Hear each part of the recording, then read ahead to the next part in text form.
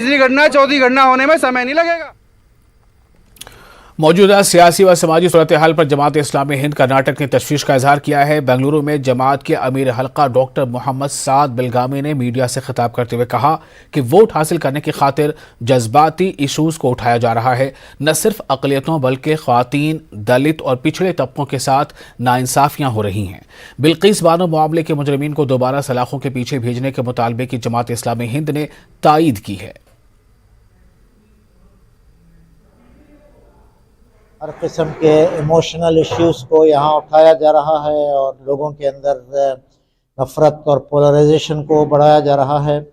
चाहे वो परसों की बात हो रिश्ता की, हिजाब या हलाल मीट या अज़ां वग़ैरह, या इस वक्त ईदगाह मैदान की और मदारिस के अंदर मुदाखलत की, ये सब बातें हमारे लॉन्ग टर्म इंटरेस्ट को और यहाँ के फ़िरक़ावाराना हम आहंगी को, लोगों के बामी एतमाद को मजरूह करने वाले और मुतासिर करने वाली चीज़ें हैं। इससे परहेज़ करना चाहिए।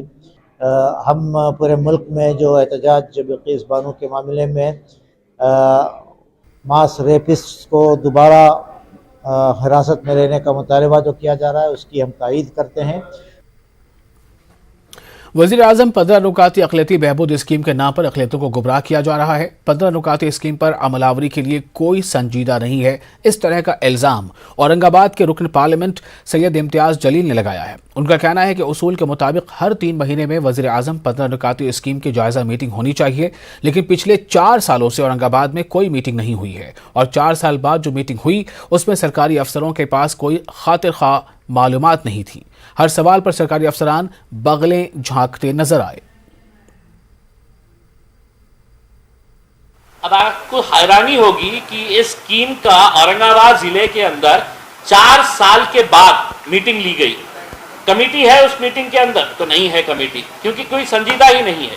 और जब हमने इसके रिव्यू लिए तो तब हमको ये पता चला कि कोई भी अधिकारी के पास कोई ठोस जवाब नहीं है कि ये 15 सूत्री कार्यक्रम प्रधानमंत्री के है, उसके अंदर कितने बच्चों को है तो स्कॉलरशिप मिली है, कितने एजुकेशन इंस्टीट्यूशंस जो माइनॉरिटीज़ के हैं उनको फ़ायदा मिला है, कितने बच्चे जो यहाँ पे ट्रेनिंग हासिल कर रहे हैं इस कार्यक्रम के अंदर में वहाँ पुलिस में भर्ती हुए हैं, कितने बच्चियों का एजुकेशन परसेंटेज बढ़ा है, उनको लोन्स एजुकेशन हायर एजुकेशन के लिए कितना दिया गया है।